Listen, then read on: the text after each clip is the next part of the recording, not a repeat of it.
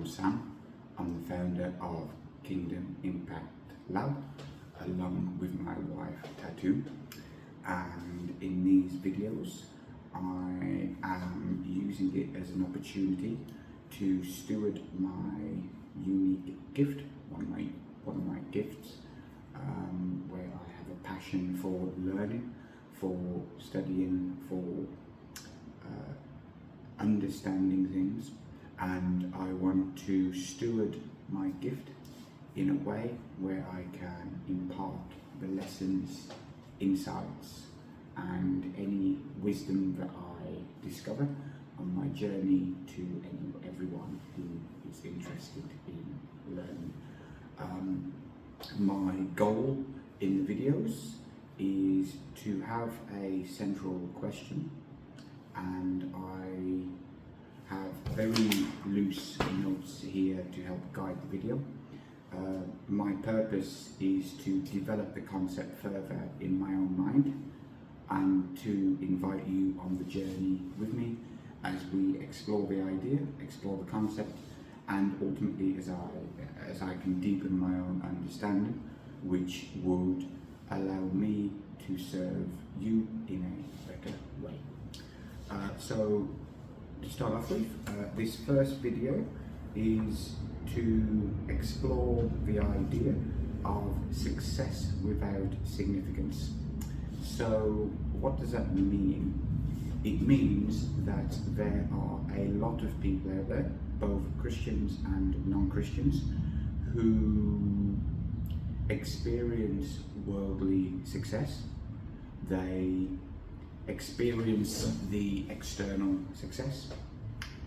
On the outside, they look like they've made it. They look like they're successful. Perhaps they wear the fancy watches, drive the expensive cars, wear the designer clothes. Perhaps people looking on the outside and think they've got a successful business, they must be happy, or they're in a job, in a high-paying job. But we'd look in from the outside and we'd think that they're doing great, but on the inside they may very well be falling apart. External success does not correlate with internal wholeness. This is a concept I heard from a guest pastor at my church. The pastor's name was Pastor Paulus Bambang from Indonesia, and he was talking about this concept as well. He experienced it himself. He was the CEO of a multinational company, I think, or well, I can't remember the details, so don't quote me on that. But regardless, he was talking about how he was flying first class and how he was managing, funds which had substantial amounts of money in them, all of these different things. And he was saying how in the job people looked in and they thought he was successful, but the reality is that he was not. And there's several examples like this. There's other guest pastors at the church, or various conferences and seminars that I've attended, where they've basically explained their story of how they went into that they had a job, they climbed the career ladder, and they were successful by any sort of external standards, but internally they were falling apart. And one of the names was Raymond Yap. He was the CEO of a multinational company across Southeast Asia. I can't remember exactly what he did, and he just found that he just wasn't suiting him. He wasn't aligned with who he was.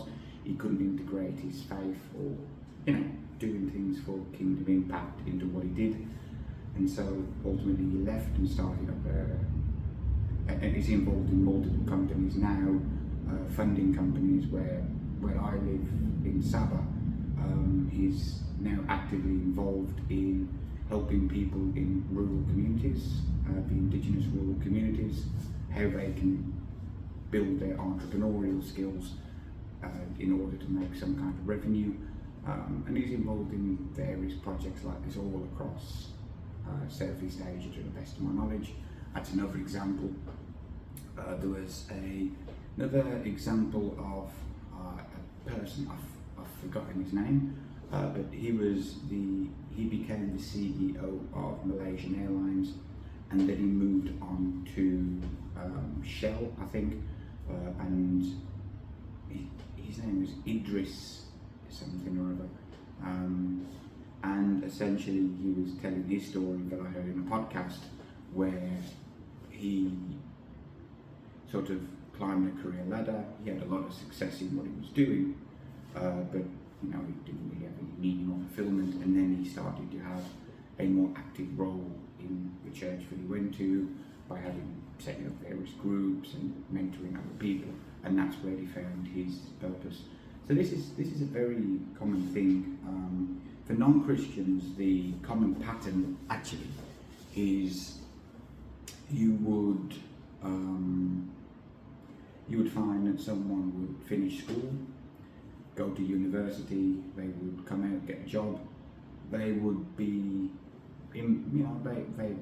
they actually cared about the job, they tried to become better at what they do. As a result of trying to become better, they seem to climb the ranks, maybe luck's involved as well, and then they in their 30s they're making what they consider to be a decent amount of money. They're riding everything up, and then in their 40s or 50s they kind of hit a point, they hit the ceiling on the career, and then they would start to become aware that all of the things that they pursued in their career, in their job, the pursuit of worldly success, it just wasn't fulfilling. They come to the realization that everything that they did was kind of meaningless. For example, take the salesperson, they're selling insurance for commission, and quite quickly they can, if they're good at what they do and they put their time into becoming better at what they do over a long period of time, a few decades, they're very likely to climb the ranks and then find themselves making a decent amount of money from the commission and the way the structure of the company is set up, and they have the seniority and yada yada yada. And then one day they would come to realise that, well, actually selling insurance and doing all these things, it's kind of meaningless. I've spent I've spent 40, 50, 60, 70, 80 hours a week working for someone else to sell their products, which essentially have no intrinsic meaning. And I've reached this point, I've got these things, I've got this financial security, but I've missed out on time with my spouse, my husband, my wife. I've missed my kids growing up. All of these things would then rise up, and then that would that would become the catalyst for midlife crisis. What I'm saying is this is really common, and in my experience, I've had something similar, but I would not consider what I have done in the past to be any kind of achievement compared to the people that I've mentioned here. But I've achieved success which I personally define for myself. I hit targets which I set myself. This is in terms of finances, when it comes to working with clients. It's with other goals like my running goals. One of my hobbies and passions is running, long distance running. I've hit and achieved goals I've set myself there. And then you kind of come to a point where you realise that it's no longer fun, it's no longer exciting, it's no longer that great to pursue the next kind of worldly goal. And then you can kind of look back and think, well, everything, you look back and then you start to question what's the meaning, what's the purpose of all of this, and obviously this relates to I think his name was Maslow's hierarchy of needs, which is sort of like a pyramid. At the bottom it's food, and then the next one up is shelter, and then the next one up is money and things, and then the next one up is sort of like a transcendent kind of ideal. Transcendence.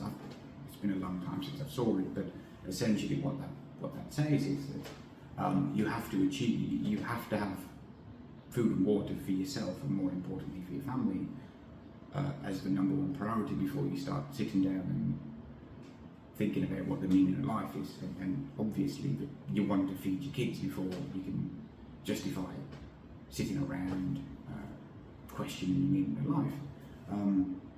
And so the people I'm talking about here, they've risen up and they've reached the top here. They have the financial security, or some degree of financial security. They have financial security would be that they have more money than they need on a month-to-month basis. And now they start to question, well, what's the meaning behind all of this? And I went through that process myself.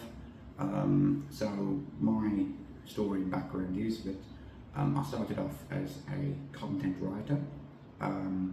Well, actually, before that, I was a teacher. I taught English for 5 years or so in Vietnam. And then I became a content writer because I've always had a passion for writing. And the purpose of that was to generate revenue from my laptop, so that I could essentially work remotely. And the ultimate goal was to travel and be a digital nomad, which I'm happy to say that we successfully managed to do. That evolved into copywriting, which then evolved into specialising in email marketing. And before long, I realised that what I was actually doing was I was selling my own high-ticket offer, which was a high-ticket retainer-based service, and I quickly found that the people I wanted to help also had a high-priced offer, whether it's a fixed price like a 90-day coaching program or some kind of continuity-based offer, and that's sort of what I specialised in for several years. As a freelancer, I always had a financial target in mind to hit, and that is what I chased and chased and chased for all my years. And then one day, by luck, by God's grace, it happened. Sheer luck on my behalf, or was it a divine intervention? I'm really not sure, because that was before I formally became a Christian, or even started thinking about Christianity, to be honest with you. And then I did that for a while, and then I thought, well, this is easy. This is easy. I've hit the target that I wanted to hit for so many years. What to do now? Well, obviously, you hit a financial target, and then you want more. And without revealing what my exact numbers are, I'll give you some numbers here just to illustrate how this works. So let's say, for example, that your target is 5,000 a month in whatever currency. It's just arbitrary, just to explain the progression. So, and this ties into a lot of price psychology as well, which I studied and wrote a lot about in the past and taught a bit on. And it's kind of, so first of all, you hit 5,000. You want 5,000 a month. And then you work towards it, you work towards it, you work towards it. And it seems to take a long time, and then one day you hit it. And then you feel happy and excited that you've made that amount of money, and you get the dopamine release, you feel the satisfaction, all of the positive emotions associated with achieving a goal. But then the excitement, the fun, the pleasure that you have, that sense of satisfaction, then falls off the cliff. And so then you start to think, well, what's the next goal that I can pursue? So if your first goal was 5,000 a month, well, the next logical goal there would be 10,000, which, you know, you go from 5,000 to 10,000. That makes sense, right? You're not gonna achieve this major goal in your life and then say, okay, I want 6,000, because the progression from what you've achieved to the next one isn't big enough to excite you, and then you start to, you know, you start to think bigger. So then your next goal would be 10,000, and then you'd work and work and work towards that, and then one day you'll achieve it. If hitting that financial milestone is your North Star, that providing that you're competent and you pursue becoming better at what you do daily, you focus on improving your skills, improving your communication, improving the relationships that you have, then one day you'll very likely achieve this. Obviously, I'm talking here about people that have control over their income more so than employees, which would be you have your own business, you're an entrepreneur, you know, those kind of things. But likewise, it also works in business, in the workforce. If you're focused on a certain position that you want in the company, you know, same thing applies. Anyway, I digress. Then you hit 10,000. So what's the next logical one from 10,000? Well, realistically, are you going to aim to go for 15,000? Well, probably not. You'll want it to be bigger so it excites you and you can move towards it. So the next one would be 20,000, but 20,000 just seems like an awkward number, so probably 25,000. You see this in price psychology of high ticket offers, especially sort of high priced continuity based offers. You'd have $5,000 offers, or $5,000 a year. You'd have $10,000 fixed priced offers, or $10,000 a year, and then the next jump up is usually $25,000 or $25,000 a year, and so then you set your sights on that.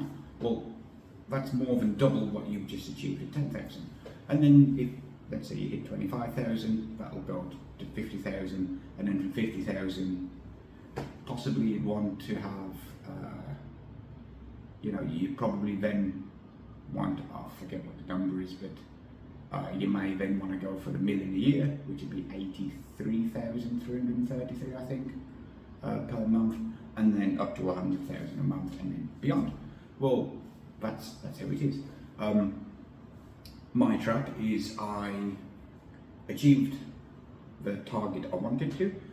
I tried to get to the next level, which was double or more than double what I was currently making, and I thought, okay, this is easy. I'm going to do it. I'm going to start a business and get more people like this and build my own agency, and that's what I tried to do. But because I didn't operate out of humble service at the time, and I believe that all the worldly success was down to me, and perhaps it was. I just could not get the marketing agency to work the way I wanted, and all the money I made as a freelancer, I reinvested into my business, and it didn't work. Nothing worked. Couldn't get it to work. The systems wouldn't work. The systems were supposed to work, but they didn't work. The people that I had on my team, the freelancers I employed, they were great until they weren't. That became a major problem too. And then the clients that I started to work with, I started to find that none of them were really interested in the high fees that I had, and rather it then started a race. First it was a race of just pivot in order to try and get a small win at the next client, which resulted in catastrophe for me. When I was eventually, a funny story with one of the clients that I had, I had an offer where it was sort of we're gonna guarantee this return on your investment in the fee. Let us get you a client first, and then you pay us a fee. The reasoning behind that was that, well, I'd successfully done that with another client, and it would, if I could go out there and help my client get their next high-ticket client, and then they pay me the fee afterwards, it then gives me leverage to position a kind of like a commission-based arrangement afterwards. So it will give me the potential to magnify my income a lot more than offering the fixed rate. Well, it ultimately resulted in me doing LinkedIn outreach for the client who kept rejecting my suggestions and my strategy because he wanted to do it his way. So I had to pivot and give in to what he wanted to do because we wanted to get the fee from him, but I was paying my team to do it for him. Essentially, I was paying my team to do LinkedIn outreach using his approach and his strategy. Then, naturally it didn't work. And of course it didn't work because I was struggling with LinkedIn outreach myself. And my speciality was email marketing. How did I get there? Well, the reason I got there was because I was chasing money, I was chasing that client. Pivot. I did not have any solid anchor, but I was in. That was one thing that I found. And then the second thing I found, because I was chasing money all the time, and I was chasing money because I'm investing all this money that I recently got from freelancing into the business, and it wasn't generating money. So I'm seeing the business become a financial black hole. And then because I'm focusing on worldly successes, worldly KPIs, it's the next client, which then led me on a path of reducing my rates.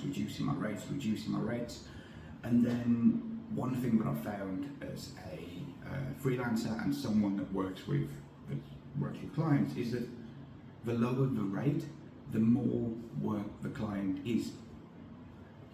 The more demanding it is, the more stress it is, but yet you get paid substantially less. When I had my high ticket offer as a freelancer, working with clients with other high ticket offers.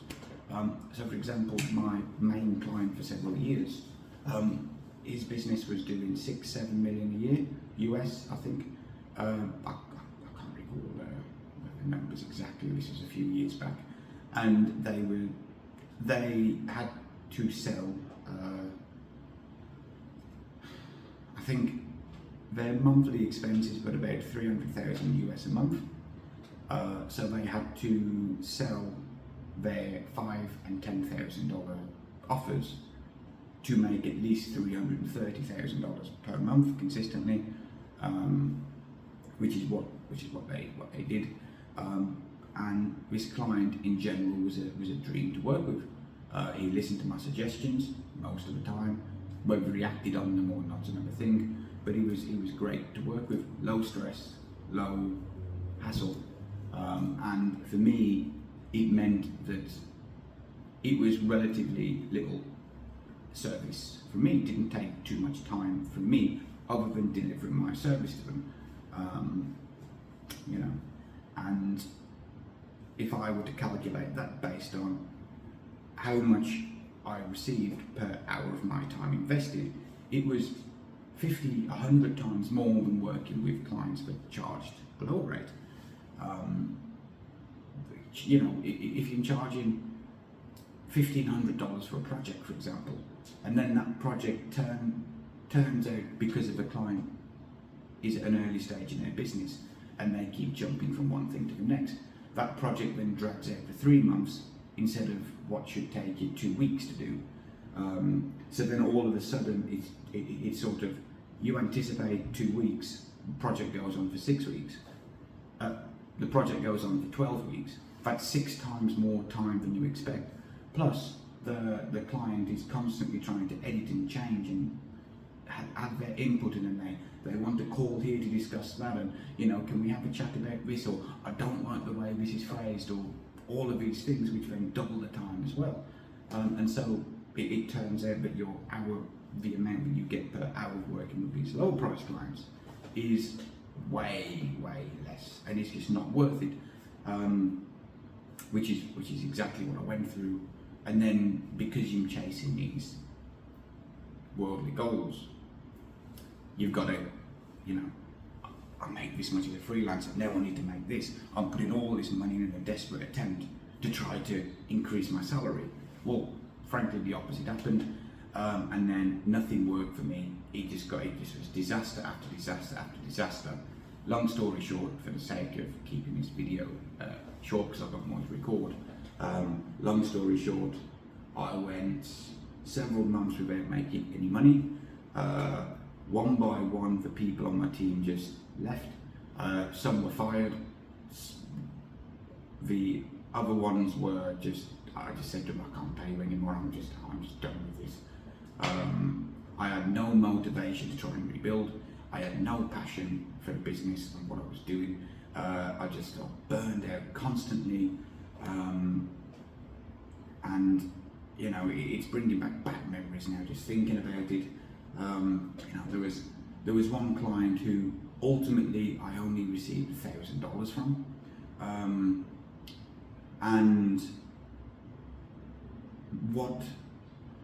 he'd recently bought a business which was selling a physical product, like a health product for your back, and he was an investor, and I strongly suspect that through some kind of tax deference he reinvested profits from his portfolio and the consortium he was with into this other business. I imagine it was a quick sale because he did not do his due diligence, and well, I was working with him, and based on the numbers he told me with how many people they have on their email list that are buyers, they've bought from them in the past, I'm kind of thinking, well, hang on, he's sitting on a golden egg here. All we've got to do is quickly turn this around, and then we can, start profiting, and then I'm going to get the fee that I want. I just need to sort this little problem out here. I know what to do. I've done it before. I know how it works, and then look at all this future money I'm going to get. Well, because he was missold, it meant that the information he was giving me was inaccurate, and then because he was in New York, I think, where there's a 12-hour time difference from where I am, his day ended at 5 p.m. And my day started at 5 a.m. and so it just meant that he just wanted calls all the time to discuss this, strategy. Okay, I thought, because I'm thinking, look at all this future money I'm going to get as a result of solving this problem. So it literally meant me waking up in the morning, and then the first thing I'm doing is having a call with him, which starts my day focused on his problems instead of doing my own thing. Ultimately, nothing worked. They didn't get anything that I promised because he did not have the systems and the assets and the things in place that he told me. It took several weeks for me to actually justify him to pay me $1,000, and that was it. And then there was nothing else from it. So I had literally put in dozens and dozens of hours, sacrificing my morning to cater to him and have a call with him at his every whim, because I'm just thinking about all this future money that I'm going to get as a result of fixing this problem, and just there's nothing. There was no guarantee of anything happening. Nothing worked. And why did I do that? Well, quite frankly, the reason why I did that is because I'm calculating future amounts of money I could potentially get from this client, and I'm then calculating probabilities that it's going to work. And then I'm thinking, okay, this is the financial target that I want in my business per month. Okay, I need to invest in this person because this is the ROI I'm going to get in the future. I need to sacrifice the short term now to do blah, blah, blah, blah, blah. But it just didn't materialize, and it just burnout, stress, which was then negative all the negativity onto my family, onto my son, and it just sucked, to put it bluntly. So that's just kind of a long way of saying that chasing money, chasing worldly success, that when you're starting out, based on the Maslow's hierarchy of needs, that yeah, you do need to chase money and focus on making money, because you've got to build a business, you've got to build some kind of a system if you're a freelancer, if you're in business, if you're employed in work. You have to have some kind of a system to have consistent income. But then when you're young, you define what you want, and then one day you achieve it, and then the next thing is you want more money, you want more money, you want more money. But quite frankly, you could never have enough money.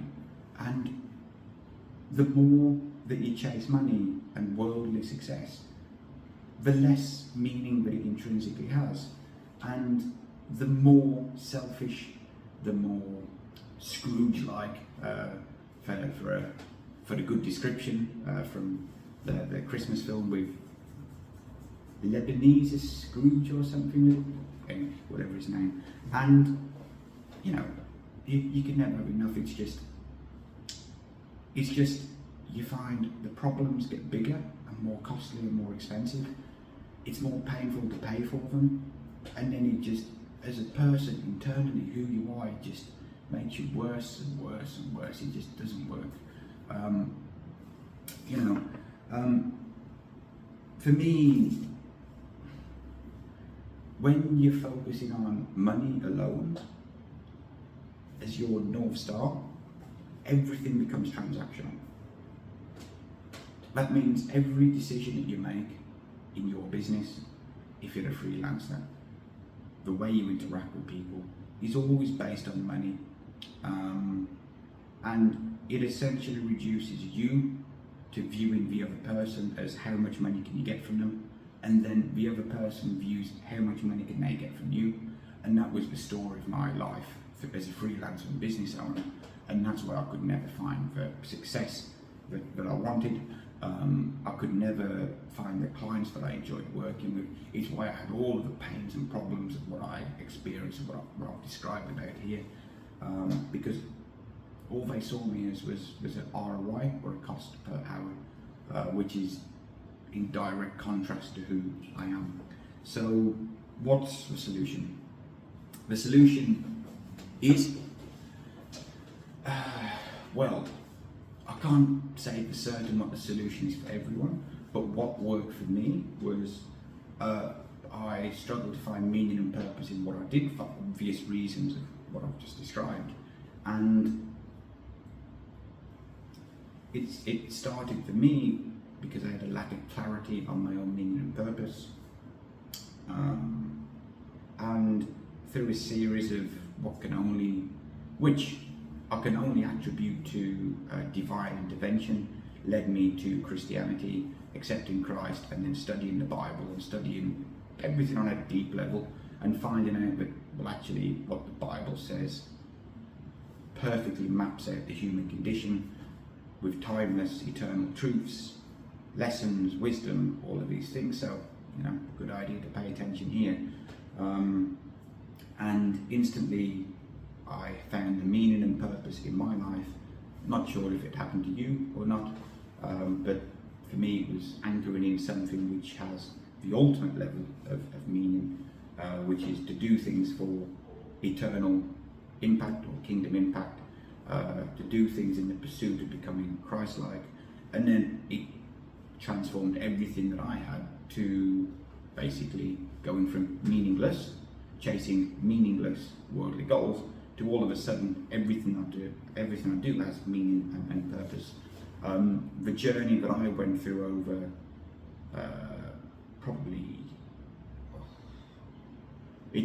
I was searching for meaning and purpose, and for a year, 2 years, and then after accepting Christ, then maybe 8 months or so, and 8 months had been full on, so it was easily 1,000 hours I've calculated of what I put into this. and I've developed kind of like a framework of what I've gone through, and it's worked for me. Now, it's worked because the goals that I'm setting myself now excite me, energizes me. It gives meaning and purpose to everything that I do, and pretty much every way that I look at it so far, this is before I'm actually launching the business, every way that I look at it so far is that the probability is that all of the things that I wanted before, like money, hitting KPIs and different things, all of these are very likely going to come as a byproduct of me pursuing the higher order goals of what I want to do. I've discovered what my unique purpose is and the people I've been created to serve, and I can share with you the framework and what I've done myself on that journey, and I'm very confident that financial success will come as a byproduct of me doing this. So it means that I'm going to be doing things which has intrinsic meaning for eternal purpose and eternal kingdom impact for the benefit of others. I'm going to be able to serve the people that I want to serve. I've got the experience and the background with the people I want to help. I've lived through it, I've suffered it, and I found the solution to it. And I'm very confident that financial success will come as a byproduct, and financial success beyond what I could have imagined before, before in my agency and as a freelancer, where everything I wanted to do was money, money, money, money, money. Well, the key here is that that I'm adopting the principle of building a business on biblical principles, which then is going to mean that financial stewardship is key. And what am I going to do with the revenue that I make? Well, at the moment, the goal would be that a percentage of the profits, perhaps quarterly or annually, would be reinvested into other projects. So that's an intrinsic motivator as well, because there's projects and things you want to invest in, so you have to increase your company revenue to do that, and all of these things as well. But anyway, I don't want to go on. That's all I've got for you. I've got more videos to record. See you next time.